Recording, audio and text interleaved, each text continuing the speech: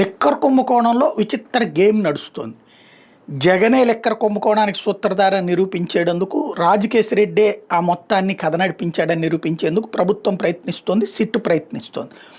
అందులో భాగంగా 11 కోట్ల రూపాయల క్యాష్ దొరికినాయి అన్నటువంటి దాన్ని చూపించడం, దాంతో నాకు సంబంధం లేదంటూ రాజకేశ్ రెడ్డి చెప్పడం, లేదు లేదు ఆయనకే సంబంధం అని వీళ్ళు వ్యాఖ్యానించడం, ఇదంతా నడిచిపోయింది. మొన్ననే 11 కోట్లని తీసుకొచ్చి ఏసీబీ న్యాయమూర్తికి చూపెడితే అది మొత్తం బ్యాంకులో డిపాజిట్ చేయమన్నారు ఏసీబీ న్యాయమూర్తి.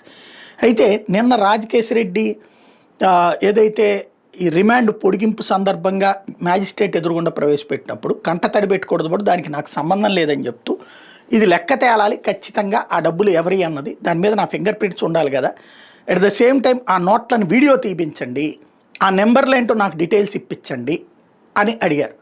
న్యాయమూర్తి అది ఇప్పించమన్నారు. ఇప్పుడు సిట్ ఏం చేస్తుంది, మొన్నటి ఆదేశాలు బేస్ చేసుకుని అర్జెంటుగా డిపాజిట్ చేసేయాలని చూస్తుంది అన్నటువంటిది సాక్షి కథనం. అంటే వైసీపీ అనుమానం, అంటే అవి చూపించకుండా వీడియో తీయకుండా చేస్తున్నారు, ఆ డీటెయిల్స్ తీయకుండా చూస్తున్నారు.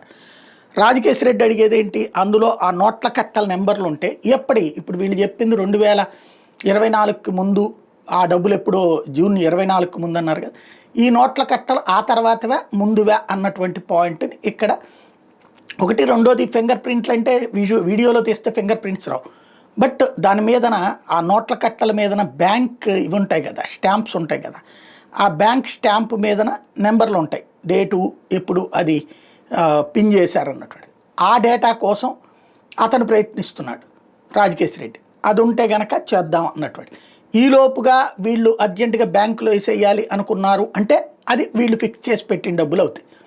కాదు అవన్నీ అరేంజ్ చేసి ఇచ్చేటట్టయితే దానికి సంబంధించింది ఆధార్ నిరూపించాల్సినటువంటి బాధ్యత రేపు రాజకేశ్ రెడ్డి మీద ఉంటుంది. ఏం జరుగుతుందో చూడాలి.